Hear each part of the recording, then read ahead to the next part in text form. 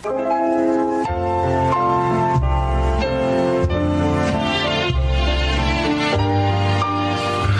kaibigan, sa araw na ito ay maririnig po ninyo ang testimonya ng isang nilalang na nais ibahagi ang kanyang kwento upang kapulutan ng aral.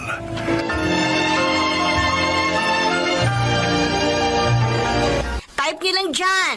Mine, pink, 120, okay? Oh, ang ganda-ganda nito. Bagay na bagay ito sa inyo.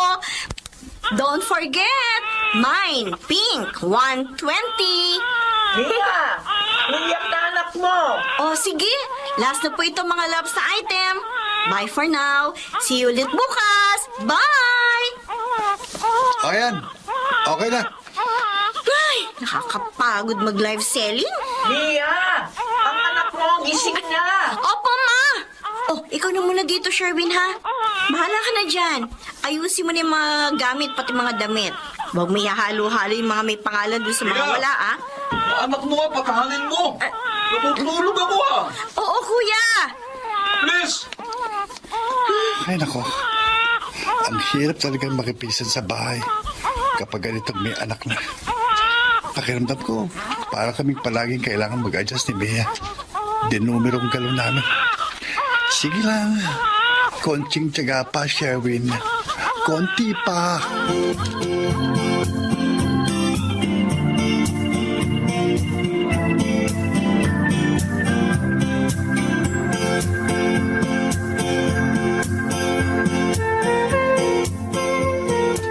One, two, three, Magkano? 4,000 ang tubo natin, ma! Talaga? Oh my gosh! Saya-saya ko. Hindi sayang ang pagpapakahirap natin. Ang pagla-live ko araw-araw na nai-interrupt pa minsan kapag umiiyak si baby. Tapos ang pagde-deliver mo ng mga paninda natin kahit ang init-init. No, tago natin ito, perang ito. Para kung may biglang gagastusin tayo, may mahuhugo tayo. Oo. Gawin! Gawin! Kuya, sandali! Kuya? Yung share nyo sa kuryente. Ay, oo nga pala. Magbibigay ako mamaya. O sige, ako na ang magbabayad mamaya. Oo. Tsaka yung pambili ng bigas, ha? Mag-share din kayo. Wala na naman bigas. O bakit? Ano yung lasahan mo? Ha? Tatagal lang ilang buwan yung isang sakong bigas natin. Dami-dami natin sa bahay. Kung ayaw mo magbigay, magsabi ka.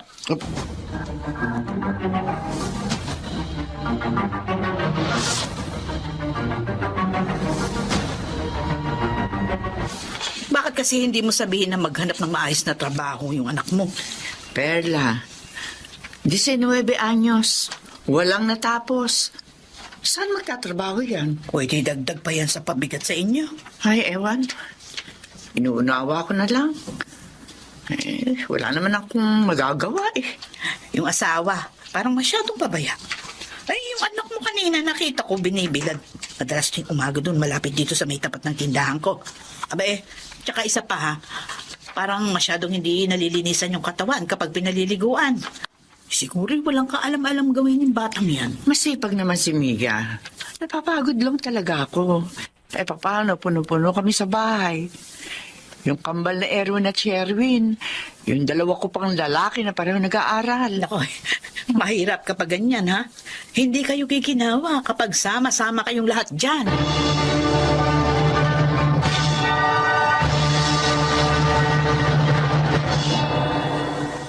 Sherwin, total may konti naman yata kayong kinikita sa pagtitinda-tinda yung mga damit at kung ano-ano pa. Ha? Maghanap na kayo ng mga upahang bahay, ha? Kuya naman. O bakit? Kaysa ganitong siksikan tayo sa bahay. Isa pa nag-aaral pa yung dalawang bunso, ha? Madalas nag-aaburido yung anak nyo.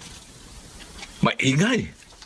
Kahit ako nabubulabog ako kapag umiiyak yan Nagsishare naman kami dito sa mga pangangailangan Ang hirap mo palang kausap kasi naman, bigla nyo na lang kaming paalisin dito. Aba, Hindi pa naman kami na makapaghanap ng matitira ni Mia. Isa pa, ang dami naming gamit. Kasama na yung mga paninda namin. Yung nga eh. Eh kung kukuha kami ng uupahang kwarto, baka hindi kami magkasya. Abay, bahala na kayong dalawa dyan. Gawan nyo na yan ang paraan.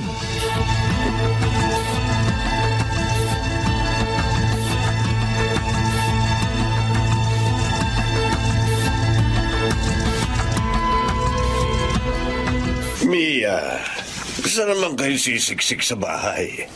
Ando na rin ang kapatid mong si Ana. Oh, may asawa at anak na rin. Kahit doon na lang kami sa kwarto ko dati, pa. Wala na yun. Ginagamit na yun ng mga kapatid mo. Madadagdagan kasi ang gastusin namin ni Sherwin kapag umupa kami ng apartment. Pababa na yung 5,000. Kung inuna nyo kasi ang pag-aaral, at kung graduate na kayo ngayon, Huwag niyo nang ibinabalik yung nakaraan. Tapos na yun eh. Wala na tayong magagawa pa para baguhin yun. ba't ganyan ang tono ng pananalita mo? Parang kasalanan ko pa. Hindi naman po sa ganun pa. Sige po, wag na lang. Kami na lang bahala ni Sherwin na gumawa ng solusyon sa problema namin.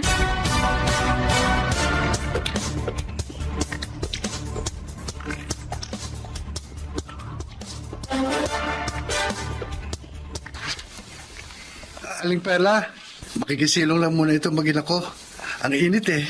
Kukuha lang ako ng masasakyan sa may labasan para dito sa mga gamit namin. Ay, siya, sige. Mahal, dito muna kayo ha. Sige, sige. Eh, teka. Saan kayo nakakuha ng tutuluyan?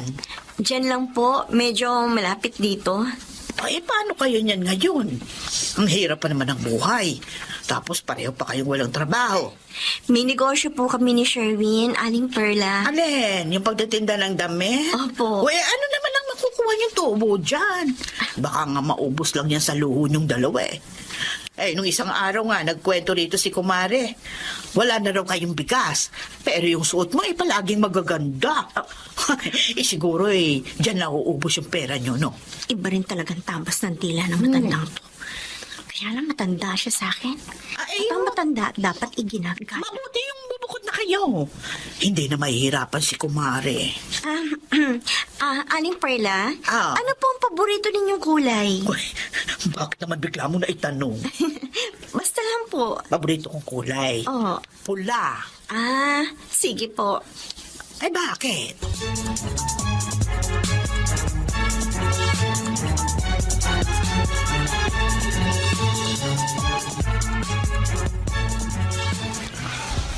O ayan, naayos ko na ang higaan natin.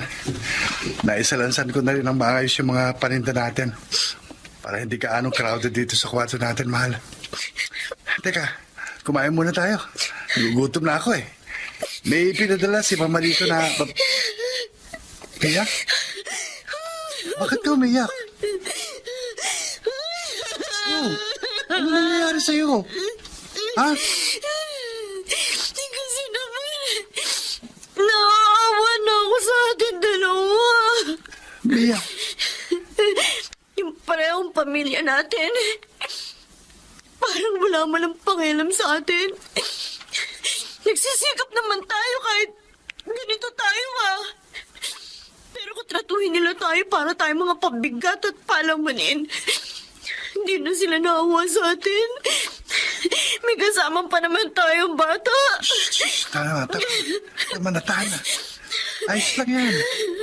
Kaya naman natin eh. Sumalong ng loob ko na para bang araw-araw kailangan nilang iparamdam sa atin na mali ang naging mga batang ina at ama tayo. Mali naman talaga ang nagawa natin eh. Pero mula ngayon, ipakikita natin sa kanila na hindi tayo maaaring husgahan ng ibang tao. Batay lamang sa pagkakamaling yon. Magsisikap tayo. Magiging mayaman tayo. Pangako. Kahit pa mangitim ako sa kadideliver ng mga damit, gagawin ko. Basta magkaramay tayo. Yata na. Huwag ka nang umiyak. Kasi, pangit ka kapag umiiyak eh. Hindi ka nga dyan. Visit na to. Joke lang. Di ka na. Kain na tayo. Nagugutom na ako eh.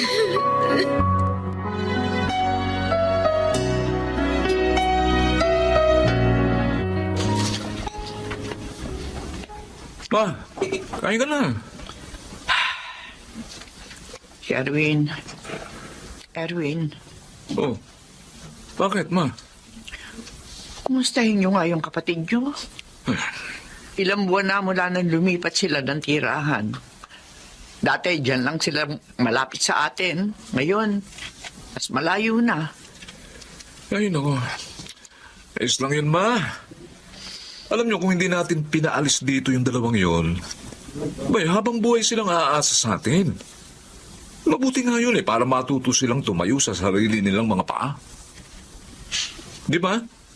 Tsaka desisyon nilang pumasok na maaga sa pagpapamilya. Kaya dapat pangatawanan nila. Madali sa iyong sabihin yan. Kahit na sinabi mo sa akin, alisin sila rito. Ayoko nga sana. Dahil magulang ako eh. Mahirap ang mahiwalay sa anak. Ma, hindi na sila bata. Kahit na. Alamin mo pa rin kung kumusta na ba sila.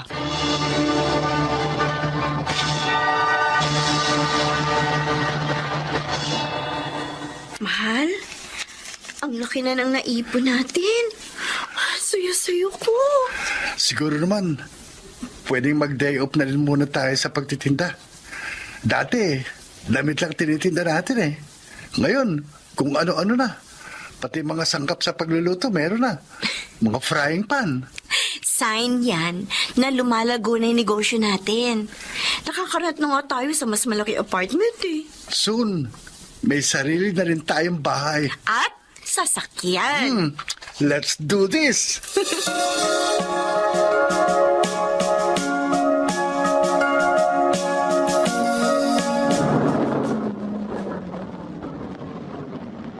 Aba, ay sino kaya itong nakasakay sa pulang sasakyan? Ay gagara ng kotse, oh. Ang ganda. Oo nga. Alam mo bang pangarap ko rin dati ang magkaroon ng ganyang kotse, yung kulay pula? Teka.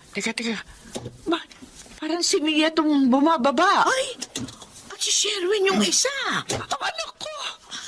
Ma! Sherwin! Ma! Sherwin! Mano po? Anak, ikaw nga. Opo. Ma, mano po. Naku, Mia. Ang ganda-ganda mo ng lalo. Salamat po. O anak, bless kay Lola. Ay, sus, ako ko, big boy na. Malikot na po yan. Ay, Aling Perla, andiyan pala kayo. Oo, Mia. Ma, pasensya na po kayo. Ngayon lang kami bumisita. Kasi bising masyado sa negosyo eh. Ah, Sherwin, anak. Ma, Kahit hindi ko alam kung paano nyo ginawa. Pero alam kong maayos na ang kalagayan nyo ngayon. At masaya ako para sa inyo. sa awa ng Diyos, ma. Wala pong imposible kapag nagtutulungan ng mag-asawa, ma. Pwede ho ba tayong tumuloy sa bahay? Aba, siyempre! Tara, pasok ka na! Tara na!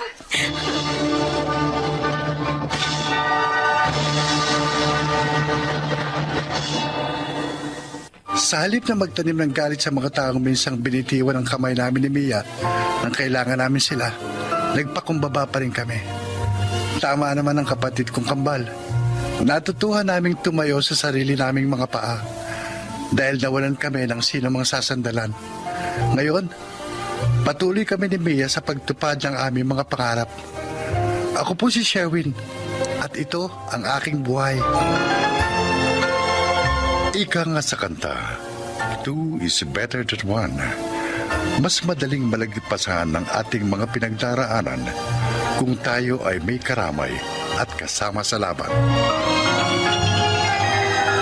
Mga nagsiganap, Chiquit del Carmen Amor, June Legaspi, Lionel Benamin, Susan Robles, Rosana Villegas at Bobby Cruz sa papel na Sherwin. Naglapat ng angkop na tunog Jerry Mutia. Sa musika Buboy Salonga, supervisyong teknikal Eric Lucero at Bong Boyar. Creative consultant Phil Cruz, production assistant Angching Cruz. Ito'y mula sa panulat ni Rita Labaron. Sa direksyon June Martin Legaspi. Ito ang aking buhay.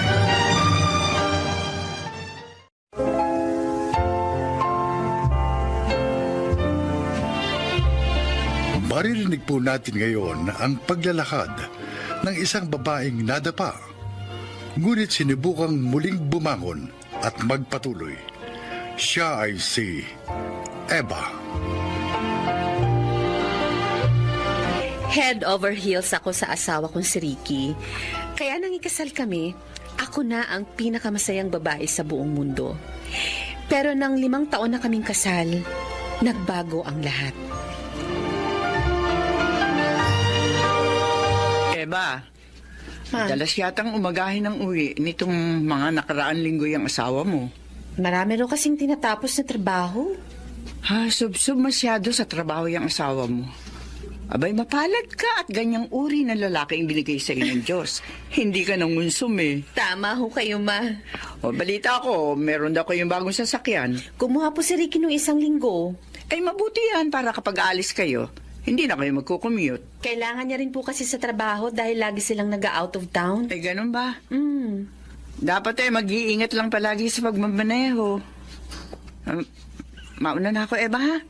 Sabihin mo kay Ricky, may iniwan akong tableya para sa kanya. Paborito niya yun, di ba? Oo, ma. Salamat po.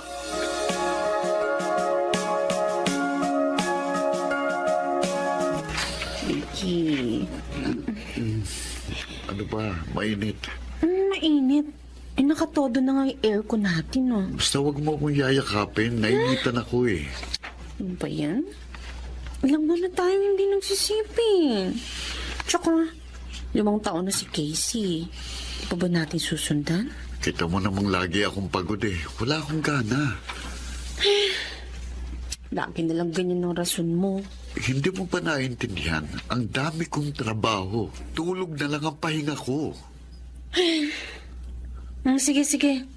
Tulog ka na.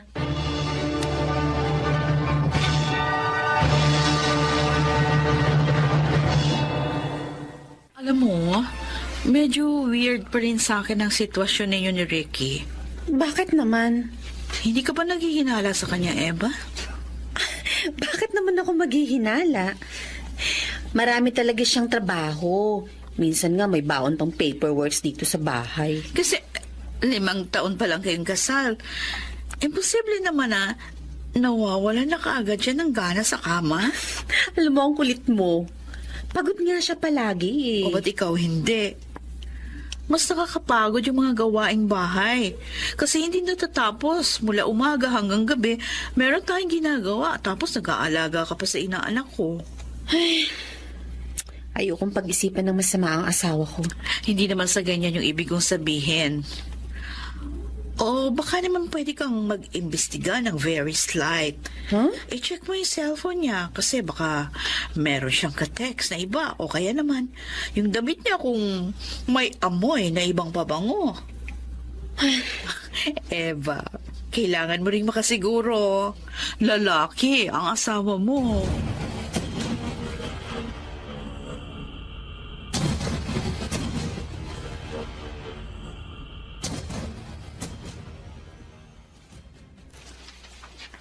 Nasa banyo pa si Ricky. Titingnan ko cellphone niya. Asan ba yun? Saan kaya niya nilagay? Ay, ayun pala sa may ibabaw ng drawer. Kukunin ko. Mabuksan niya. Oops. May pin? Bakit may pin ang cellphone niya? Dati naman wala. Oh, anong ginagawa mo sa cellphone ko? Ay, oo, wala.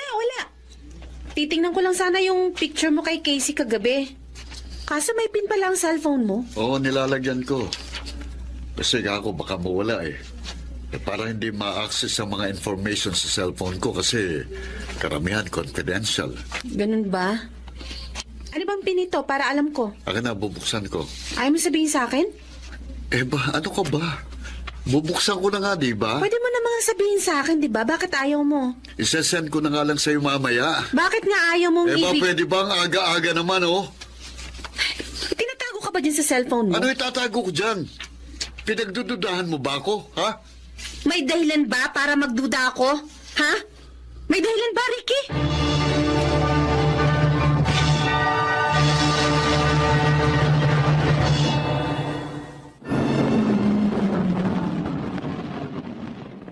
Salamat po, Manong. Hetong bayad. Dito siya lumiko kanina. Aba, motel ito ah. Pumasok siya sa motel? Bakit? Papasok ako.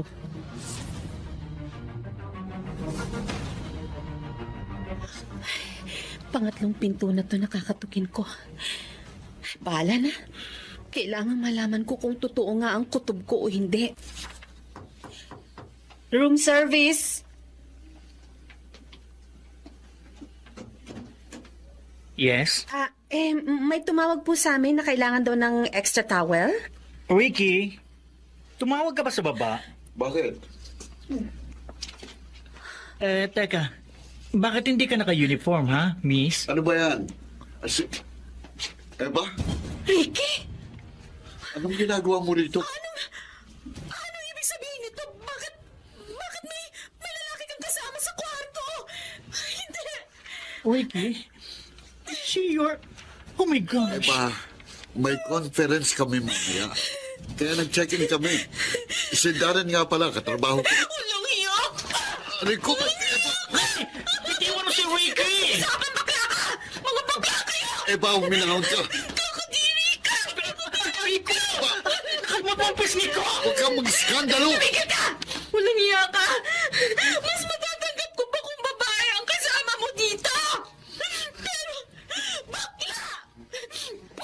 Wala akong kaalam-alam na ang asawa ko pala ay isang bakla! Oh my gosh. Hindi ako makamove on sa revelasyong ito. Hanggang ngayon, hindi ko alam kung saan ako nagkulang, Shara. Lahat ng obligasyon ng isang asawa, ginagampanan ko ng maayos. Hindi ko alam kung bakit niya nagawang ipagpalit ako sa isang bakla. Baka naman kasi noon pa, may history na siya. Hindi mo ba napansin? Hindi ko alam. Hindi ko na alam. Natatandaan ko lang, patay na patay ako sa kanya noon, kaya nang niligawan niya ako, hindi na ako nagpakipot. Goodness. O, paano na to? Anong plano mo? Hindi ko alam. Gulong-gulo ang isip ko.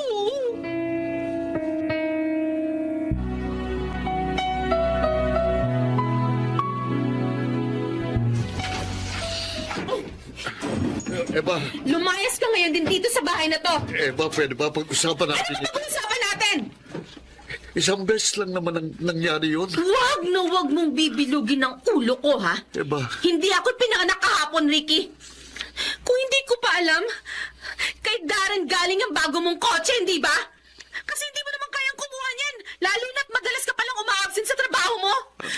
Ang kapal ng mukha mo. Tapos, uuwi ka rito na parang pagod na pagod ka. Yung pala, kasi sa iba mo inuubos yung enerhiya mo. Eba naman. Buwan ang desisyon ko. Makikipaghiwalay na ako sa'yo. Umalis ka ngayon din sa bahay na to.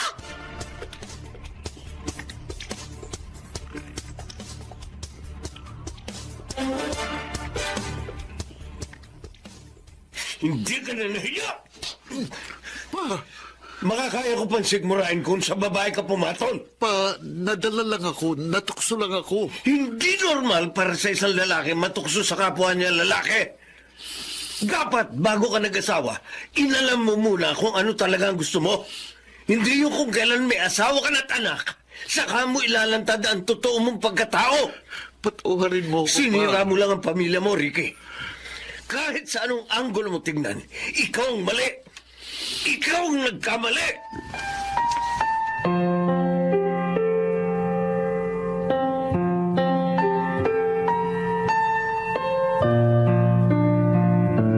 Ricky, ganun na lang ba yun? Darren, kasal ako eh. May asawa ko. Hindi pwedeng relasyon natin. Pero ayaw na sa'yo ng asawa mo. Oo, pero napagtanto kong si Eva pa rin ang gusto ko. Babae pa rin ang gusto ko. Hindi. Ayoko. Hindi ako papayag. Huwag mo naman akong iiwan, Sorry, Ricky. sorry, Darren. isasoli ko na yung ibinigay mong kotse sa akin. Ricky, huwag mo kong iiwan. Hindi ko kaya. Alam mo, mahal kita. Tama na. Nadala lang ako ng emosyon ko pero hindi ko talaga kaya. Hindi ko kayang mawala sa akin ang pamilya ko.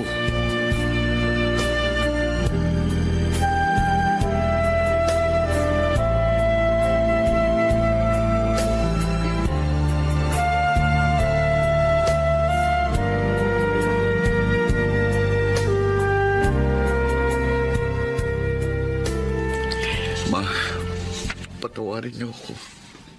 Mapapatawad kita kung sa mapapatawad, Ricky. Pero hindi mo na mabubura ang katotohanan ng minsan mo nang dinumihan sa ulo ang anak ko. Hindi ko po sinasadya, Ma. Si Eva. Siya makakapagdesisyon nito. Kahit patawarin kita, kung ayaw na sa'yo ni Eva, wala akong magagawa, Ricky. Tulungan niyo po ako makumbinsi siya. Nagmamakaawa po ako. Hindi ko maipapangako matutulungan kita, Ricky. Hindi ko maipapangako.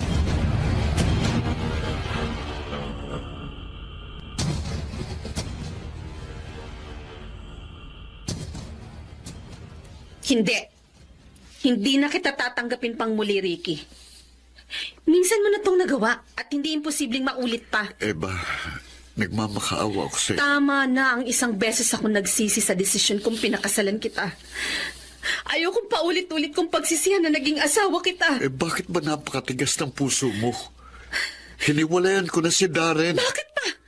Dapat itinuloy niyo na lang ang relasyon niyo dahil wala ka ng pamilyang babalikan. Eva, Minahal kita, tinalagaan. Pero hindi ka naging tapat sa akin. Ang tiwalang nasira ay hindi na kailanman muling maibabalik sa dati.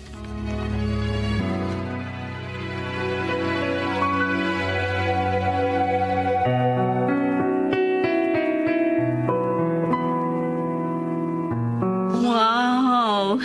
Ang ganda-ganda naman ng kaibigan ko. O, di ba? Bagay na bagay ka palang naka-office attire. Talaga? Mm-mm. Sige nga, kunin mo nga ako ng picture. Pupost ko sa Facebook. Okay, sige. O, post ka dyan sa may pinto. Okay. Ready? 1, 2, 3, smile! Ayos! Thank you. Mukhang naka-move on ka na talaga, ha? Ilang buwan din akong gabi-gabing umiiyak, Shara. Pagod na rin ako. Kailangan kong ipagpatuloy ang buhay ko. So, hindi mo na talaga tatanggapin si Ricky? Hindi na. Ayoko nang maramdaman uli ang ganong pakiramdam. Nung nakita ko sila ng Darren na yun sa motel. Ayoko nang maulit yun. Dahil baka mabaliw ako. Sa bagay. Tama ka. Kaya ko namang itaguyod ang anak ko. Kaya ko mabuhay na wala siya.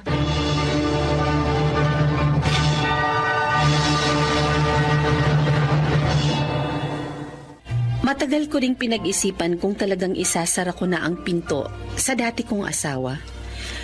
Pagamat kaya ko siyang patawarin, ngunit hindi ko na kayang muli pang magtiwala sa kanya. Mahirap, pero kailangan nating iligtas ang ating sarili sa mas malaking heartbreak. May mga relasyon talagang dapat nang putulin kaagad. Ako si Eva. Ito ang aking buhay. Sa mag-asawa, hindi lang pagmamahal ang mahalaga, kundi kailangan ding huwag mawala ang respeto at tiwala sa isa't isa upang tumagal ang pagsasama. Mga nagsikanap: Maynard Landicho, Rosana Villegas, Junel Benamin, Susan Robles, at Jenaline de la Cruz. Naglapat ng angkop na tunog Jerry Mutia sa musika ni Buboy Salonga. Supervisyong teknikal Eric Lucero at Bong Muyar. Creative Consultant Phil Cruz. Production Assistant Anching Cruz. Ito'y mula sa panulat ni Rita Lapanon. Sa direksyon Salvador M. Reales. Ito ang aking buhay.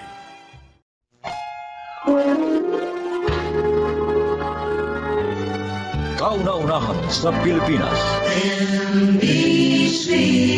Manila Broadcasting Company. DZRH, member, kapisanan ng mga broadcaster ng Pilipinas.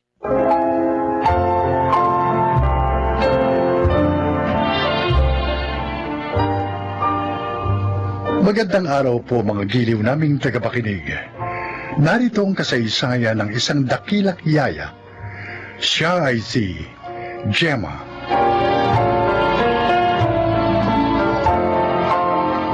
Bente anyos pa lamang ako na magtrabaho ako sa mga magulang ni Irene.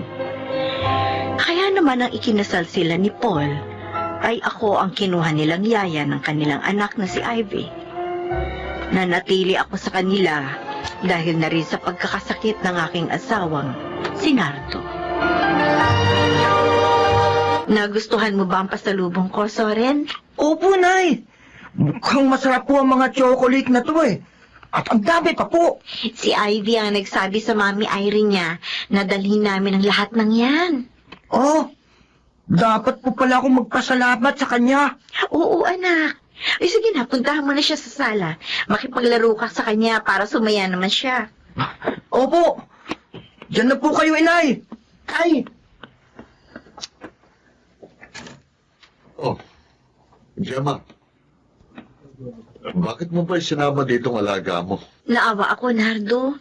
Nagpilit siyang sumama nang malamang uuwi ako.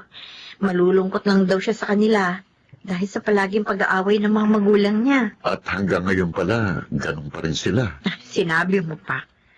At ewan ko kung magbabago pa yun. Mangyayari yun kung pareho silang magbibigayan.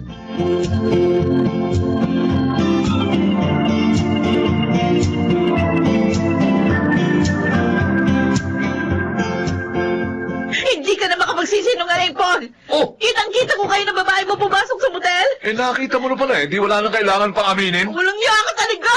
Sandali! Aray! Pagya ka! Pinagto mo sa akin ang base! Wisit ka talaga, Irene! Kulang pa yan sa mga pagtataksil na ginawa mo sa akin! Alam mo ba kung bakit ako ng mababae? Ha? Ano? Dahil sama na ako sa kabra-dal-dal mo! Ganon? O di maghiwalay na lang tayo! Ayoko na din makisama sa'yo!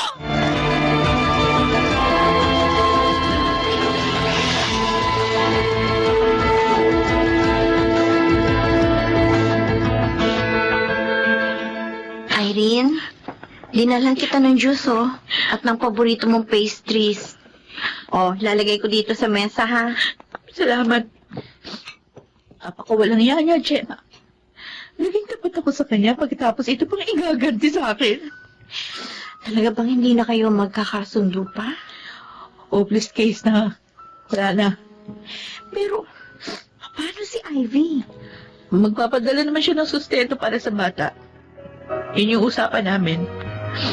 Ako naman, pupunta muna ako sa Hong Kong pansamantala para makamove on. Bibenta na rin namin ang bahay na ito. Si Ivy, saan siya titira? Eh, pareho naman kayong ulilang lubos ni Paul. Ayun nga sana yung papakiusap ko sa'yo. Sana, alagaan mo pa rin si Ivy, lalo na sa pag-alis ko. Pero, doon mo na lang sa inyo siya alagaan, ha? Ano? Sige na. Ikaw lang naman ang alam ko na pwede ko talagang pagkatiwalaan, eh. Pero huwag ka mag-alala. Dodoblehin ko yung sahod mo. At magpapadala din kami ng paggastos ni Ivy.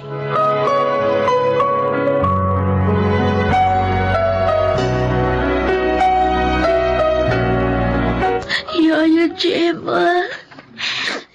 Tahan na, Ivy. Magtunay mga mata mo. Bakit ganun sila Mami at Daddy? Bakit sila naghiwalay?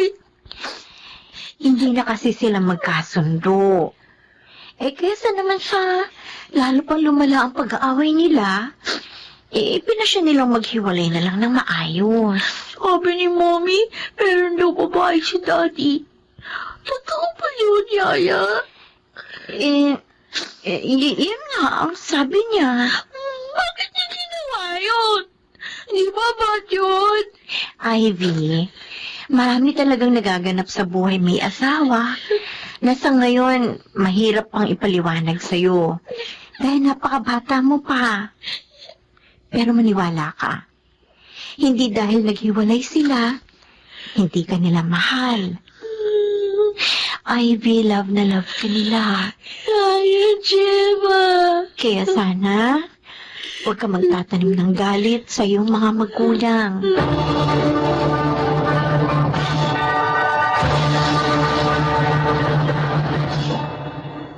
Oh, narito ka lang pala sa kwarto ni Ivy. Ano pang ginagawa mo dito? Eh, tulog na naman yung alaga mo. May lagnat siya, Nardo. Ha?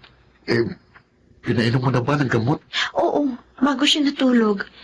Gusto ko lang siyang bantayan nang matiyak ko na hindi natataas ang lagnat niya. Eh, paano ko matutulog niyan? Dito na lang ako iidlip sa tabi niya. Sige na. Sige na, magpahinga ka na. Samahan mo na doon si Soren.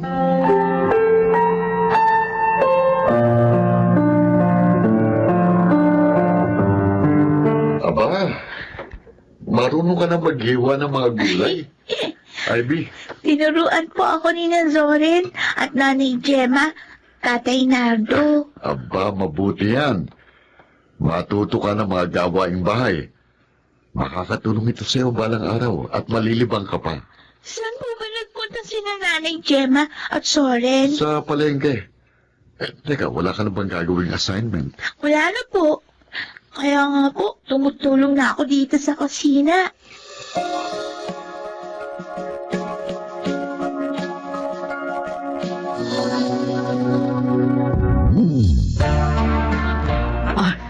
Nakalimutan ko. Birthday na naman pala ngayon ng anak ko. At maraming birthday na niya na hindi kayo nakakasama. Oh, nakikita naman niya kami sa video call. Nakikita kami dalawa ni Paul. Iba pa rin yung personal niya kayong makita. Mahawakan, mayakap, mahalikan. Doon niya mararamdaman ang inyong pagmamahal. Tinawagan mo ba si Paul? Oo. Pero wala daw siya sa Pilipinas. Kaya magpapadala na lang daw siya ng pera at regalo para sa anak niyo. Ay, naku, lalaking yun talaga, oo. Hindi na binigyan ng panahon ang anak namin. Pero sa pangalawang pamilya niya, sagana siya sa panahon. Eh, ikaw, Irene, darating ka ba bukas? Ano kasi, Gemma may sakit ang anak namin ni Alex. Dadali namin siya sa doktor bukas. Pareho lang pala kayo ni Paul. Walang panahon para kay Ivy.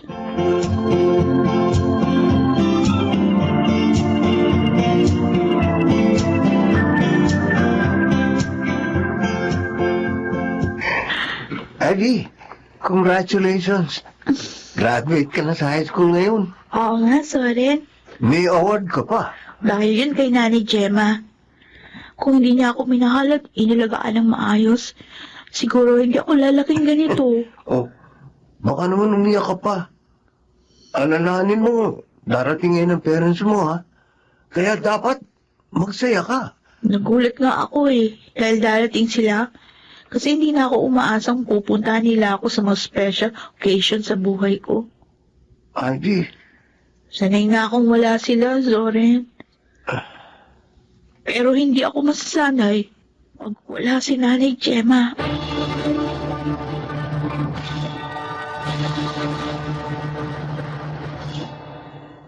Mas mabuti kung mag-dorm ka na lang sa Manila, anak.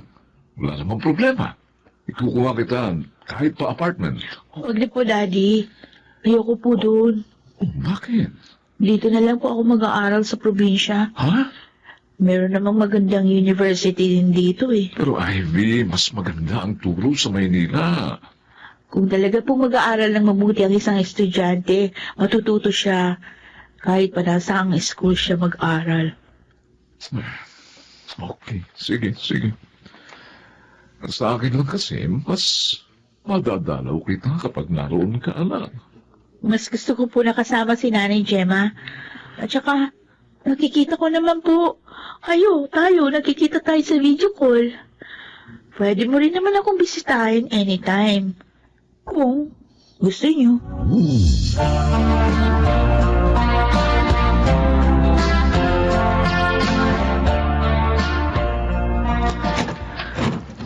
Zoren, nandito na ako. Oh, eto na pala si Ivy. Ang bilis mo. Oo, nagmamadali ako nang matanggap ko yung text mo. Sinabi mo may sakit si Nanay Gemma. Ikaw naman, Soren. Dapat hindi mo na tinext si Ivy. Nagmadali tuloy yung tao. Magtatampo ho ako kay Soren pag hindi niya ako tinext. Mahalaga po kasi sa akin na alam ko yung kalagayan niyo, Nay. Kita niyo na. Sobrang alalang-alala po sa inyo yan. Medyo nahilo lang ako. Sobrang pagod lang siguro. Kasi naman, masyado kayo masipag. Magpahinga kayo at mag-relax din. Oh, yan na, Nay. Hindi lang ako nagsabi niyan. Pati ng anak niyong babae. Ayoko po kasi may mangyayaring masama sa inyo.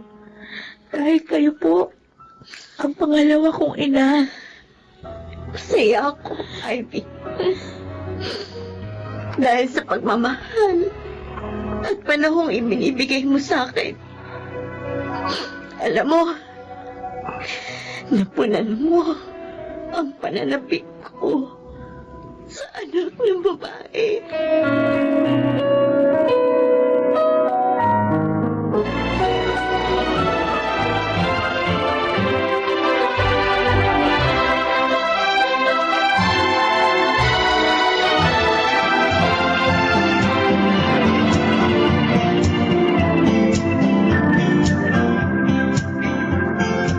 Ivy, Zoren, binabati ko kayo. Thank you. Salamat po, Itay. Salamat po. Congratulations sa inyong dalawa. Lagi sana kayong magmahalan at mag-unawaan. Tatandaan po namin yan, Inay. Kasi kayo po ni Tatay Nardo ang magiging ehemplo namin sa aming pagsasama ni Zoren. Napakasaya ko, Ivy. Dahil ngayon, talagang anak na kita. Dahil manugang ka na namin. Oh, ako rin po, Nanay. Masaya ako. Pinakaway na tayo ni na Balaing Irene at Balaing Paul. Lumapit na tayo doon. Ano?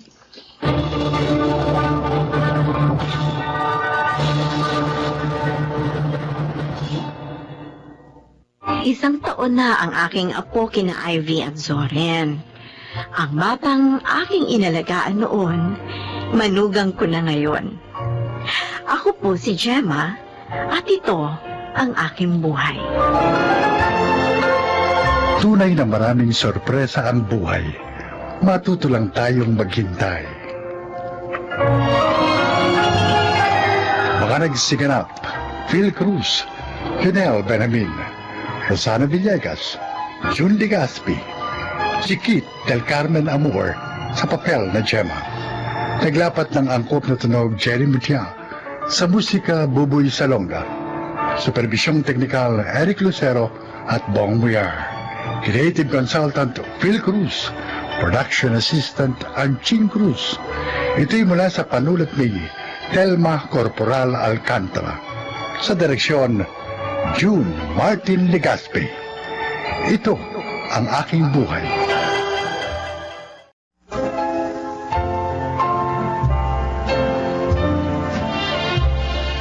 Magandang araw po mga kaibigan.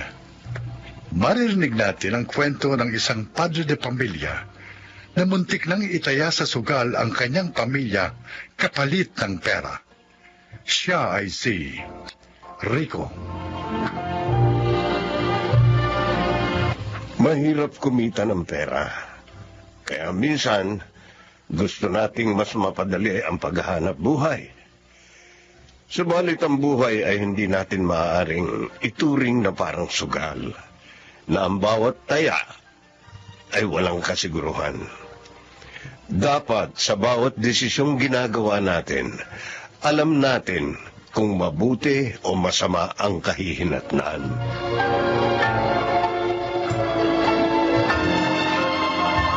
Wow! Totoo ba itong nakikita ko? Ang dami nating pagkain ngayon, kuya.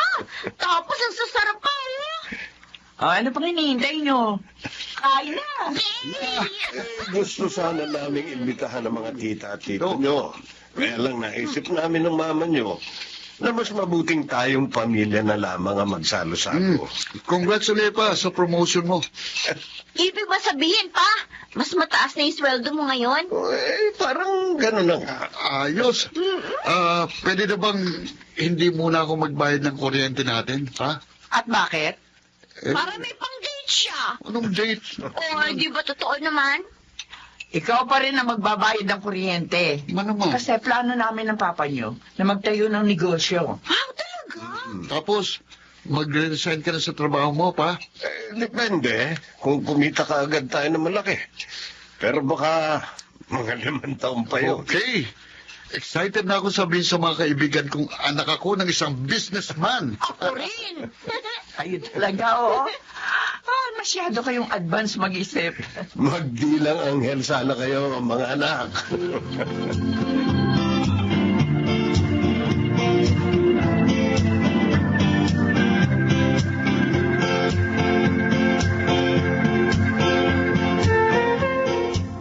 Subukan mo lang, pare. Uy, mahirap kasi sugal, pare. Hindi natin sigurado kung mananalo o matatalo tayo. Ganyan talaga sa sugal. Pero kapag nanalo ka naman, mababawi mo ang pera mo. Oh, tingnan mo si Carmen. Oo. Di ba, Carmen? Basta dapat, marunong ka lang kumontrol ng sarili mo, Rico, ha? Kasi nakakaadigan sugal, lalo na kapag lagi ka nananalo. Yung pangalawang kotse ni Carmen, katas ng sugal yun. Di ba, Carmen? Oo. Kaya maya-maya, sumama ka sa amin, Rico. Pero, Mag-observe ka lang naman. Hindi ka kataya. Tingnan mo lang kung paano namin ginagawa. At nasisiguro ko sa'yo, mag-e-enjoy ka.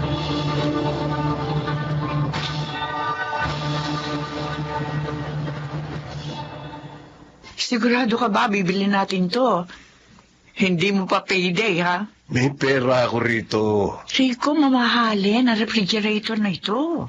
Nakakahiya naman kasi na bagong promote ako.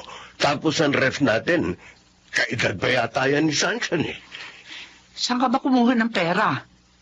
Naka-budget ang pera natin ngayong buwan. Basta, May sugar mommy ka ba? ano ba sugar mommy? Hindi, biro lang. Bilhin na natin to bukas. Ha? Ay, Rico, salamat, ha? Salamat, San. Sa lahat ng pagsisikap mo para sa ating pamilya. Maraming salamat.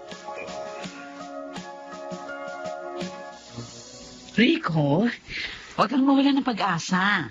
Kasi sa susunod, mababawi mo rin yung tinaya mo. 10,000 rin yun. Hindi alam ni Dina na itinaya ko yung pera namin sa bangko. Ay. Maliit na halaga lang yan, pare. Sa Sabado, bumawi ka. Tumaya ka ng malaki. Kailangan ko talagang bumawi. Ay, nako, paano ba yan? Uwi na ako. Maiwan ko na kayo. O, Rico, gusto mo ba uminom muna tayo? Sige. O, sige, Carmen, mauna ka na. Okay, bye. Tara na, pare. Paano pag hindi ko nabawi yung pera ko, pare? Pag-usapan natin yan mamaya. Tara!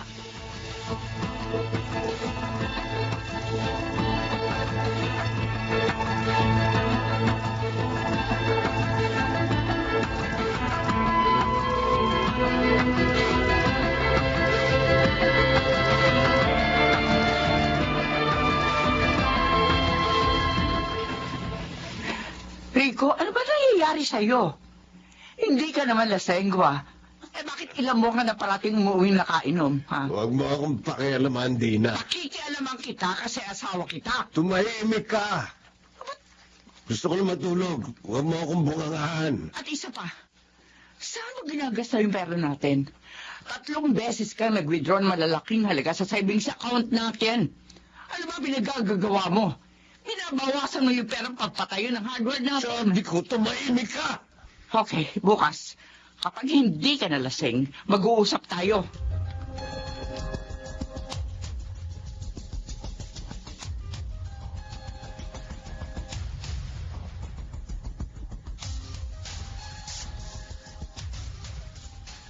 Ma, hindi pa ba natin babayaran yung tuition ko? Ako lang bahala, Sunshine. Magmi-midterms na kasi kami, May. Baka hindi ako payagang mag-exam. Sige na, pumasok ka na. Gagawin ko ng paraan. Kagabi, nag-away na naman kayo ni Papa. Bakit ba parang may kakaiba kay Papa ngayon, ha, Ma? At saka, akala ko ba promoted siya?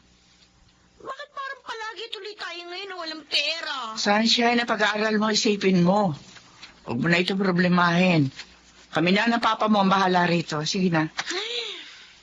Sige po, kalis na po ako. Paano ko ba sasabihin sa inyo itong mga anak? Paano ko sasabihin sa inyo na nalululong sa sugal ang papa niyo?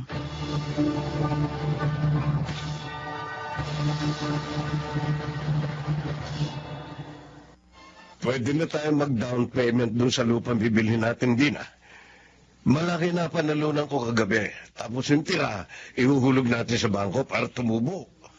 Bago mo isipin yan, bayaran mo muna yung mga utang mo.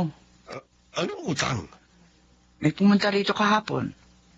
Yun na raw yung babayaran mo. Yun ba? Babayaran ko yun. Alimutan mo na rin yung hardware na pinaplano natin. Ano? Hindi ako papayag na itayo natin ang negosyong yun galing sa katas ng pagsusugal mo. Tira, akala mo ba hindi ko pinaghihirapan ng perang ito? Kahit kailan, hindi ako nagangad ng marangyang buhay, Rico. Kontento na ako na kahit mabagal, umaasenso tayo. Nasasabi mo yan dahil hindi ikaw ang nagtatrabaho. Pagod na ako sa trabaho ko. Kaya gusto ko makapag-retiro na maaga. Pagod na ako magtrabaho na minamandohan ng kung sino. Gusto ko na rin magkaroon ng sariling pagkakakitaan. Yung ako nag-uutos at hindi akong inuutosan. Masama bang pangarapin yun? Walang masama sa pangarap mo. Ang masama ay ang paraan mo ng pagtupad sa pangarap mo.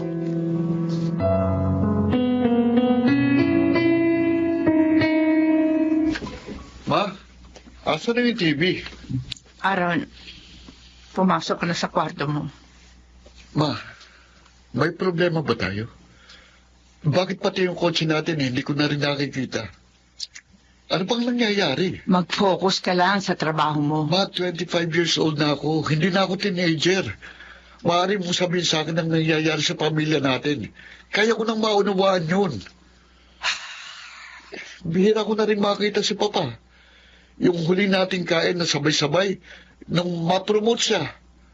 Ano pa ang problema? Lubog na sa utang ang papa niyo. Ho? Bakit? Dahil sa sugal. Sugal?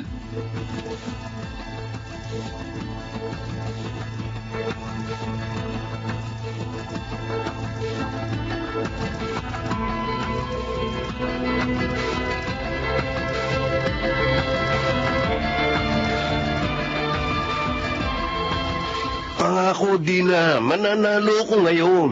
Kapag ibinigay ko sa iyo yung natitirang pera sa savings account natin, wala na matitira sa atin. Ano ka ba? Kailangan kong tumaya para manalo. Pag nanalo ako rito, mababayaran natin ang mga utang natin. Mababawi ko na yung kotse at saka yung... Eto, Dina, ba't mo ako sinampal? para matauhan ka. Pagod na ako sa iyo. Ubus na ang pasensya ko sa iyo. Kapag hindi ka pa tumigil sa kasusugal mo, bukas, wala ka nang uuwi ang pamilya. Tina, Matagal ko na sinabi sa iyo na wala mangyayari sa atin. Kapag iniyasa mo sa sugal na yan, ang kapalaran natin. Lalo lang tayo mapapasama sa ginagawa mo.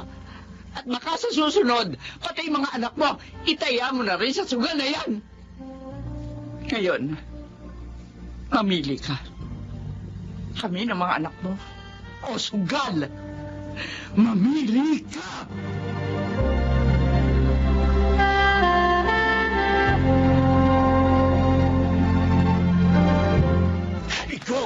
Ikaw ang may kasalanan nito. Bigyan mong ibori ko. Kung hindi mo ako inimpluwensyahan, hindi sana ako matututo magsugal. Hindi sana mawawala lahat ng pinuntal ko. Huwag mo ako sisir! Ikaw ang hindi marunong kumontrol sa sarili mo! Ang kailangan ka na namin ni Carmen na huwag kang maahalik sa sugal pero hindi ka nakinig! Tumigil ka! Ikawan mo ako! Aray!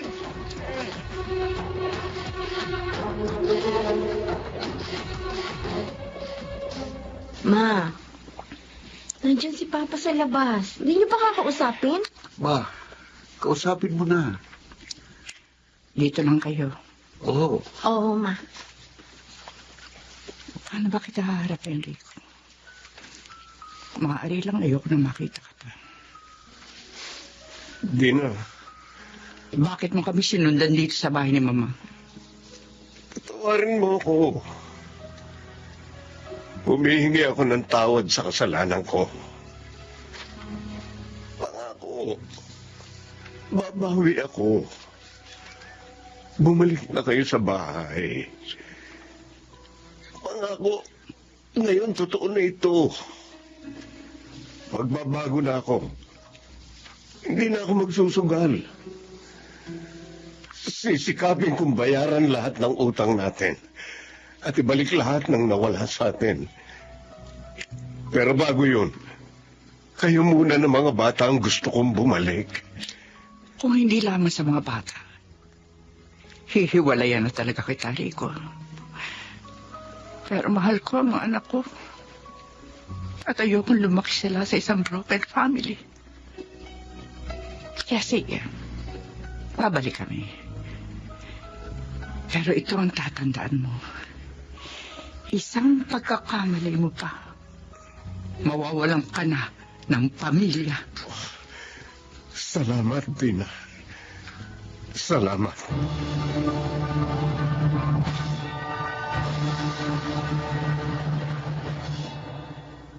Matagal bago ko napagtantong mali ang ginagawa kong paraan para makamit ang mga pinapangarap namin bilang isang pamilya. Imbis na mapadali, mas naging matagal ang pag-asenso namin dahil sa mga mali kong desisyon. Mabuti na lamang, natutuhan ko na ang isang mahalagang leksyon bago pa man tuluyang nawasak ang aking pamilya. Ako si Rico at ito ang aking buhay. Hirap man ang buhay, pero hindi natin maaaring iasa sa sugal ang ating kapalaran. Magsikap upang umasenso at higit sa lahat, patutong maghintay at magpasensya. Walang shortcut ang buhay. Mga nagsiganap, Susan Robles, si Kid Del Carmen Amor, Baynard Landicho, Phil Cruz, Rosana Villegas, at Lionel Benamin sa papel na Rico. Naglapat ng angkop na tunog Jerry Mutia, sa musika Buboy Salonga. Supervisyong teknikal Eric Lucero at Bong Muyar. Creative Consultant Phil Cruz. Production Assistant Anching Cruz. Ito'y mula sa panulat ni Rita Labanon. Sa direksyon June Martin Ligaspe at Maynard Landicho Jr. Ito ang aking buhay.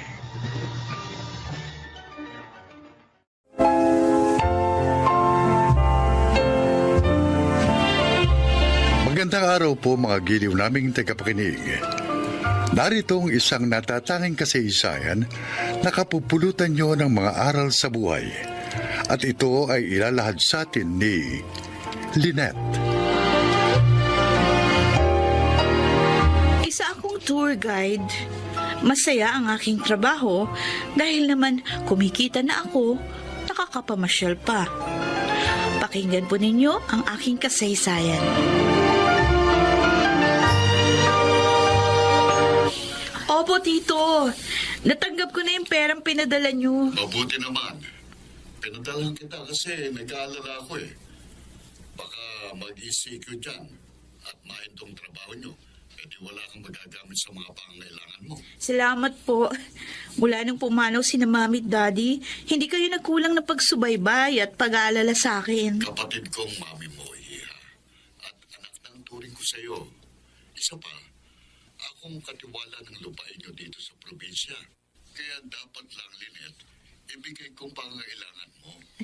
Sige po, Tito. Salamat po uli. Ingat po kayo dyan, ha? Hoy, Bye. Uy, bakit hindi mo sinabi sa tito mo na wala na tayong trabaho dahil nga sa pandemic? Eh kasi Rosette, bala kong surpresahin si Tito. You mean, uuwi ka sa probinsya nyo? Oo. Ayaw kong abutin ng ECQ dito. Hoy, sama mo naman ako. Oo ba? Mabuti pa nga kasama ka para mas masaya.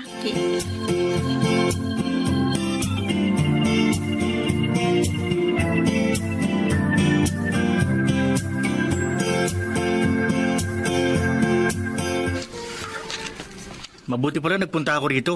Kung hindi, may iwan pala ako sa pansitan. Grabe ka naman, Bernie. May ganyan pala kayong balak eh. Di nyo man na ako tinex. May tampuristic na isang to, Lynette. O di kung gusto mo, sumama ka na rin. Talagang sasama ako sa inyo. Magtatampo ako ng gusto pag iniwan nyo ako. Oh, sabi ko na eh. Gustong sumama ni Bernie, kaya siya nagtatampo-tampuhan. Kaya lang, Lynette. Ano? Hindi naman kaya magalit ang tito mo. May kasama kang lalaki. Mabait si Tito Totoy. At saka hindi madumi isip noon, kaya ayos lang kahit sumama ka. Ang ganda naman ng pangalan ng tito mo. Tito mo siya, pero Totoy. Ikaw talaga, Bernie. Hoy, Lynette, Patawa ka. may binata bang anak ang tito mo? Naku, Rosette, malas mo. Dahil matandang binata si Tito Totoy.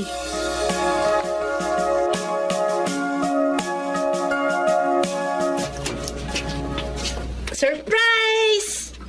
Aba, Lynette, hindi mo sinabing uuwi ka. Talagang sinadya ko po yung tito dahil gusto ko kayong sorpresahin.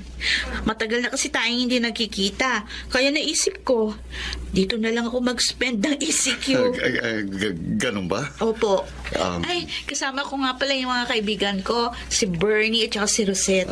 Magandang hapon po. Ay, sir, good afternoon po. Magandang hapon din sa inyo. Tito na lang din ang itawag niyo sa akin, total naman.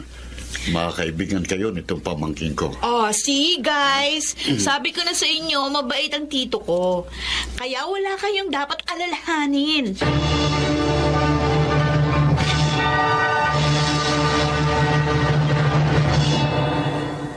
Alam mo, ang sarap talaga sa province. Fresh ng air, pati food, fresh din. Kaya pala isang tambak ang kinain mo kanina. Uy, nagsalita ang hindi kumain ng isang tambak. Pareho lang naman tayo. Hoy, Bernie, Hmm. baka mapikon sa'yo si Rosette. Sige ka, hindi ka nasasagutin yan. Wala naman ako yung tinatanong sa kanya. Eh? Saka hindi naman ako nanliligaw. Oo nga naman, Lynette. Kasi ikaw ang gusto niya. Ay, nako. Tama na nga kayo.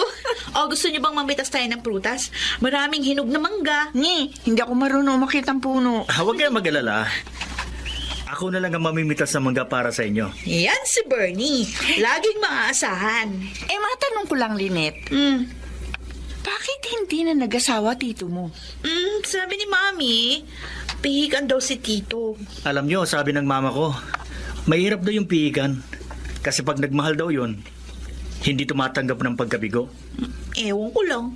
Wala naman na ikwento si na Mami na minahal ni Tito.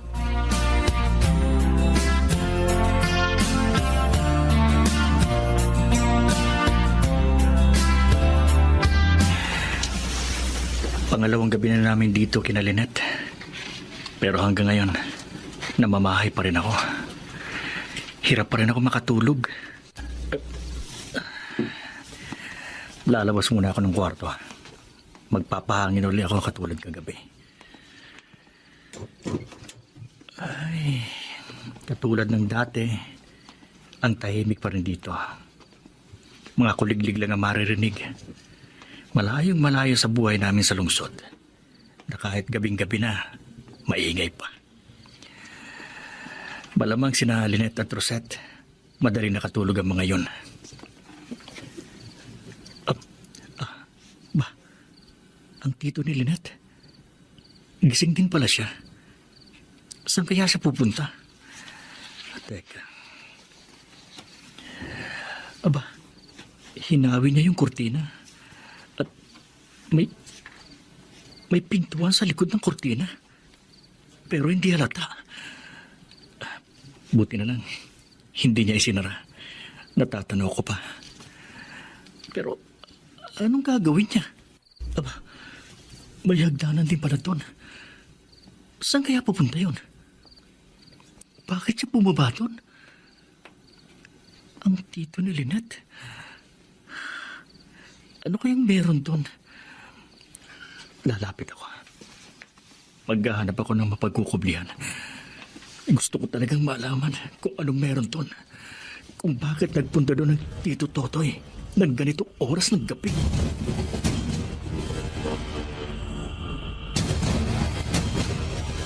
Hindi ko alam na may sikretong daanan dito, Bernie. Kasi matagal na akong hindi nagpupunta dito. Baka naman basement yun, Lynette. Pwede. Bihira naman kasi kung magtanong ng tungkol sa bahay na ito nun kay Mami. Ang ipinagtataka ko lang, bakit siya nagpunta doon ng hating gabi? Pagkatapos mga 30 minutes bago siya bumalik. Ha? Alam mo, gusto kong puntahan yung lugar na yun eh. Kaya lang, ayoko namang gawin yun ako lang. Kaya sinabi ko sa inyo. Ko talaga, Bernie, oo. Napaka-adventurous mo. Bahay ni Lynette, maya ka naman, Joe. Ikaw naman oh, para ka namang hindi adventurous ah. Kaya nga naging tour guide ka, di ba? Dahil ganun ka din. O sige, puntahan natin yung lugar na yon ngayon.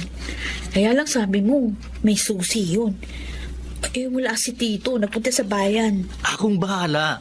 Alam niyo naman tong kaibigan niyo. Laging handa. Yakang-yakang buksan yun.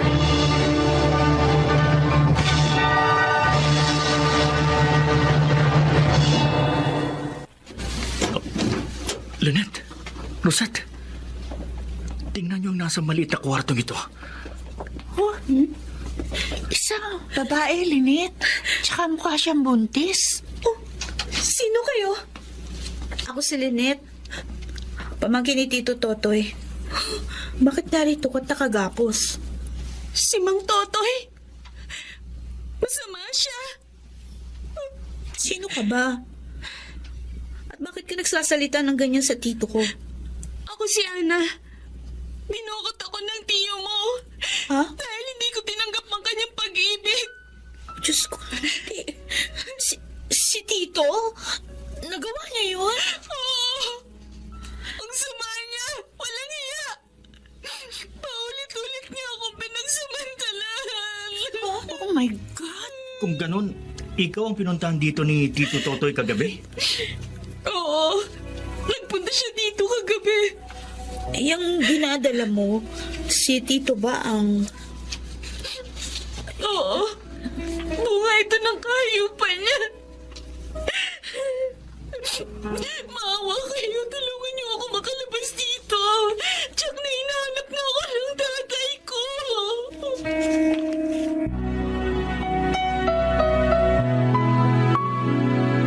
Tay! Ana, anak ko. Salamat sa Diyos at narito ka na. Matagal kitang hinahanap. Maging ang mga pulis pero hindi ka makita. Dinukot at tinago po ako ni Mang Totoy. Doon sa basement ng malaking bahay. Ano? Ang gulong niya. Kaya pala hindi na nagpupunta dito dahil tinago ka niya. Paulit-ulit niya akong ginahasa, Itay. Hanggang magbunga ang lahat. Hayop siya! Papatayin ko siya! Wag! Wag po! Maawa kayo sa tito ko. Ito si Lynette nga po pala, Itay. Mamangkin ni Mang Totoy. Nagbakasyon po dito sa probinsya kasama yung mga kaibigan niya. Tinulungan po nila ako makalaya nang matuklasan nila ang lahat. Mang Emong, hindi po kami masamang tao. Kailangang magdusa ang walang yang yun! Kailangan!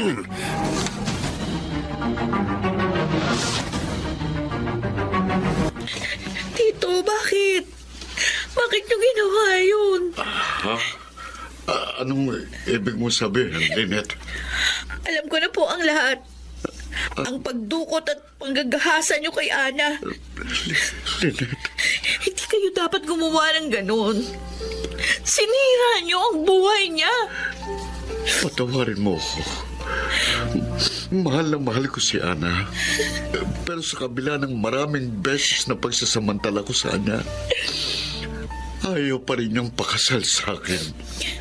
Kaya Ayoko siyang palayain.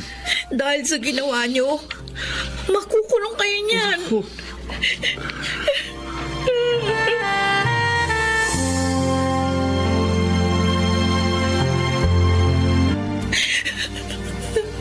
Tama na. Tama na, Linit. Huwag ka na umiyak. Nakulong na ang tito mo. Hindi na natin mababago pa ang lahat. Nasasaktan pa rin ako sa nangyari sa tito ko. Pangalawang magulang ng turing ko sa kanya. Yun pala, may masama siyang ginawa. Buti na lang pala. Nagbakasyon tayo rito. Nakapagligtas tayo ng isang buhay. At isang pagkakamali ang ating naituwid.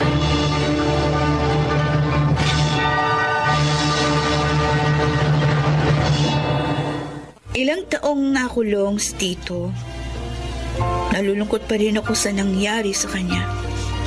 Subalit, alam ko rin na kailangang panagutan niya ang kanyang kasalanan. Sana po ay kinapulutan ninyo ng aral ang aking inilahat. Ako po si Lynette. At ito ang aking buhay. Walang lihim ay hindi nabubunyag. Lalabas at lalabas din ang katotohanan. Mga nagsiganap: Susan Robles, Baynard Landicho Jr., Jenaline de la Cruz, Lionel Benjamin at Rosana Villegas sa papel na Lynette. Naglapat ng angkop na tunog Jerry Mutia, sa musika ni Buboy Salonga. Supervisyong teknikal Eric Lucero at Bong Boyar. Creative Consultant Phil Cruz. Production Assistant Anching Cruz. Ito'y mula sa panulat ni Telma Corporal Alcantara. Sa direksyon Salvador M. Royales. Ito ang aking buhay.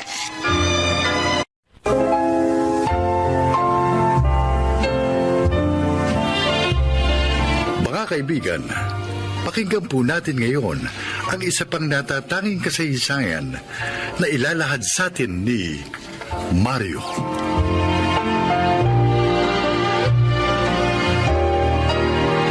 Lumakay ko sa hirap.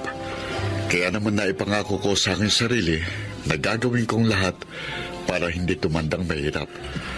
Nagtagumpay naman ako sa buhay sa pamamagitan ng puneraryang naging negosyo ko. Pakinggan po ninyo ang aking paglalahad.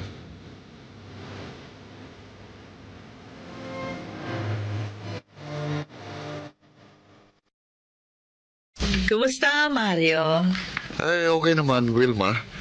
Maganda pa rin takbo ng punerarya ko. Salamat nga pala sa pagbibigay mo ng discount sa mga bulaklak na tinda mo. Natuwa mga kliyente namin. Okay lang yun, basta ikaw. Alam mo naman, malakas ka sa akin. Ako nga lang ang hindi malakas sa'yo.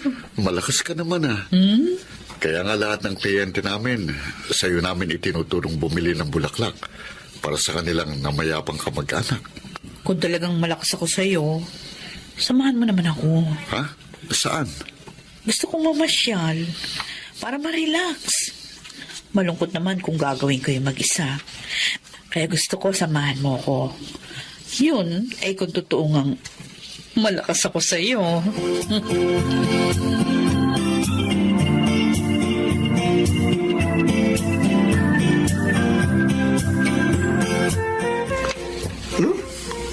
Uwi na tayo? Himala. Ano nangyari? Ang aga nating uwi. Magre-relax tayo. Ayos yan Sasamahan nating mamasyal si Wilma. Ano? Ba't sasama mo pa ako? Yak naman ikaw lang ang gusto makasama ng babaeng yun Dahil dead na dead yun sa'yo. Kaya nga isasama kita para hindi ako mapikot. Ginawa mo pa akong tagabantay. Huwag ka na magreklamo. Libre naman yun. Di ka na.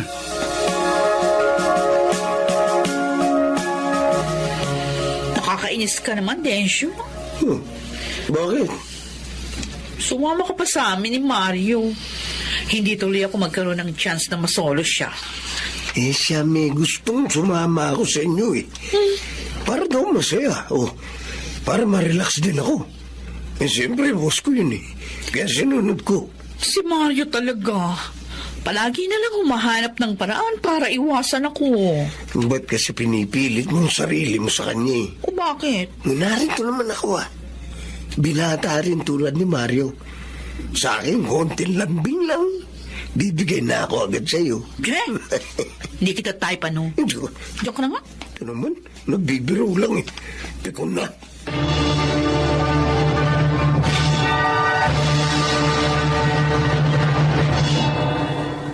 Mario, nagpadala ng masarap na merienda si Wilma. Si Wilma talaga, oo.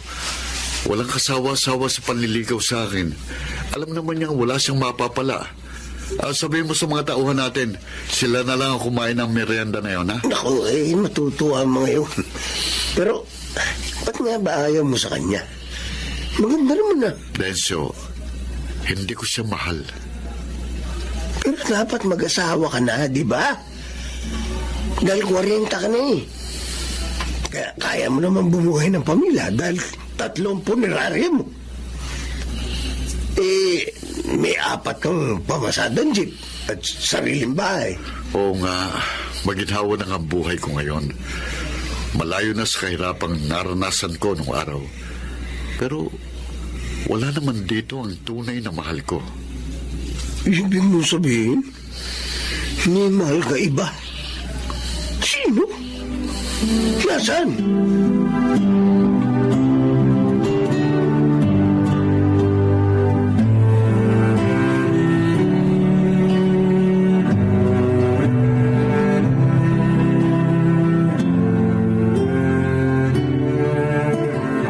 Mario, salamat ha. Binigyan mo ng malaking discount yung friend ko sa kinuha nilang kabaong. Okay lang yun, Wilma. Nakita ko naman na kailangan nila ng tulong eh. Ay, siya nga pala. Pinagluto kita ng paborito mong ulam. Ha? Ito nga dala ko, oh. Organic lahat yan. Gulay, tsaka yung inihalo ko. Organic din ang bigas. Sana magustuhan mo. Wilma, hindi ka na dapat nag-aabala pa eh. Masaya ako sa ginagawa ko. Hayaan mo na lang ako. Pero ayokong umasa ka. Hindi mo naman ako pinaasa. Huwag kang mag-alala. Pag may nobya ka na, titigil din ako.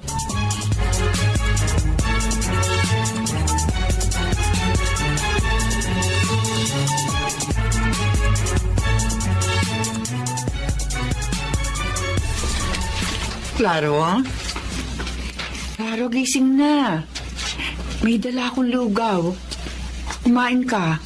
Tapos, paiinumin kita ng gamot. Klaro. Hoy. Klaro? Klaro? Bakit tayo niya magising?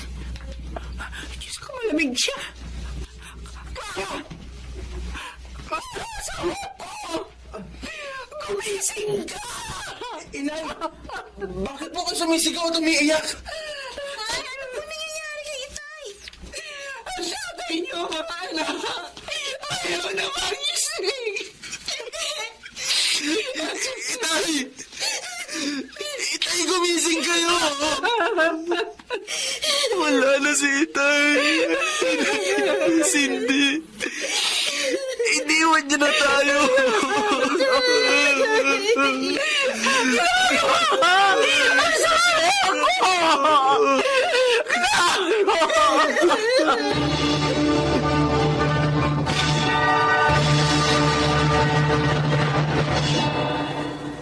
Kayo bang mga anak ng namatay?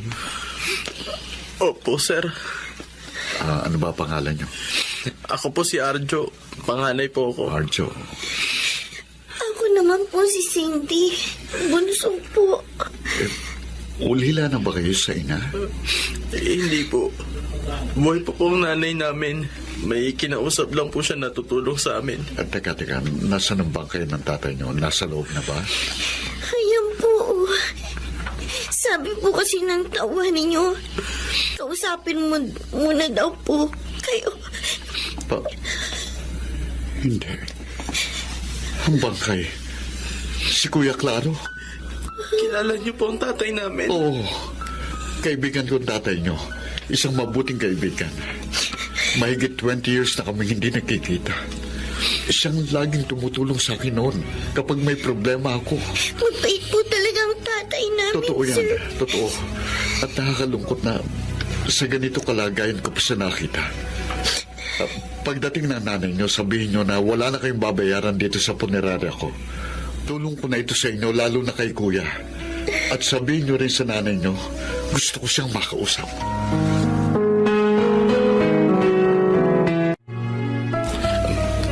Sir Mario, narito na po ang nanay namin. Mario, Luisa, ang buhay nga naman. paano nangyari na naging mag-asawa kayo ni Kuya Claro?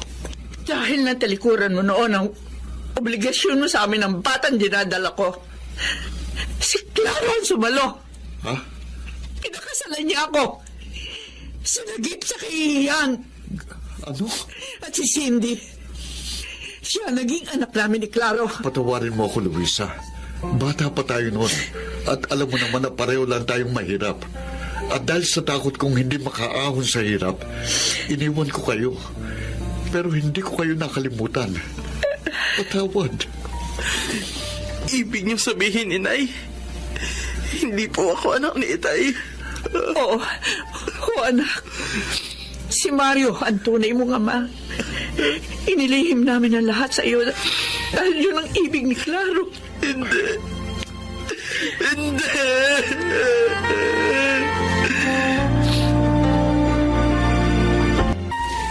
Ibig mo sabihin, Mario? Kaibigan mo matalik na namatay? At inari ng anak ang anak mong lalaki? Oo, Densyo.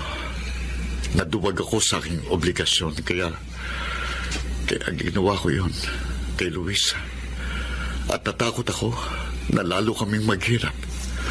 Kaya iniwan ko siya na nagdadalang tao. At yung dalagita, anak na ni Luisa yun at nung kaibigan mo? Oo. Masalimuot pala ang buhay mo, pare. Si Luis ang dahilan. Kaya kahit maginhawa ng buhay ko, hindi ako nag-aasawa. Dahil mahal ko pa rin siya. Hindi ikaw naman ngayon ang tumayong ama sa anak niya. Doon sa anak niya kay Claro. Yun talagang gagawin ko. Tanggapin lang nila ako.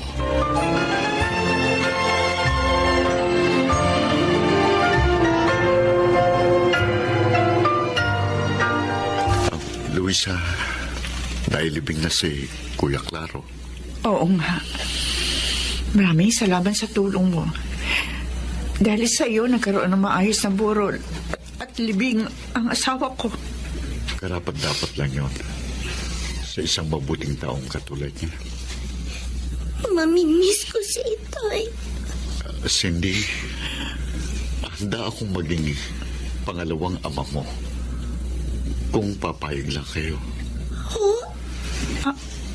Ano? Alam kong napakaaga pa nito pero alam ko rin maunawaan ako ni Kuya Claro.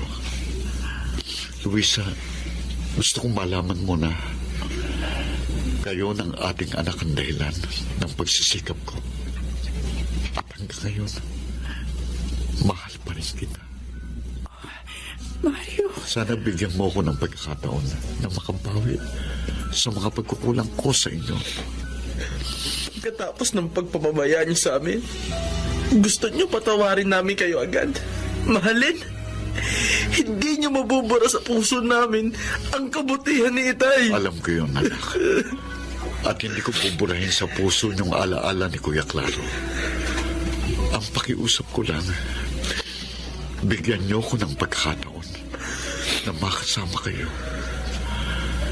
At kung hindi man mangyari yon ngayon, handa akong hintayin ang tamang panahon.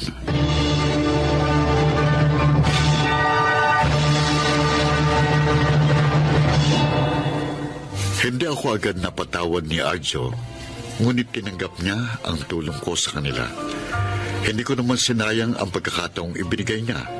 At dahil sa tiyaga, Ngayon ay isang buong pamilya na kami dahil nakamtan ko na rin ang pagpapatawad at pagmamahal ng aking mag-ina.